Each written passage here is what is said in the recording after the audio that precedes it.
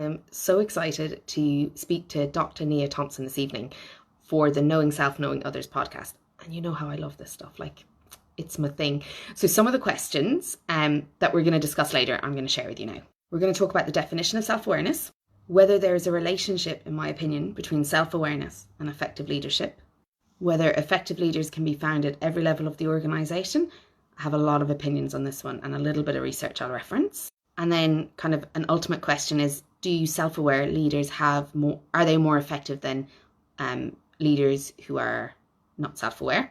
And that will be really interesting. So if you want to keep up to date with the podcast, keep an eye on the socials, but also make sure you're signed up for my leadership newsletter. The leadership letters goes out kind of bi-weekly or bi-monthly, twice a month average now.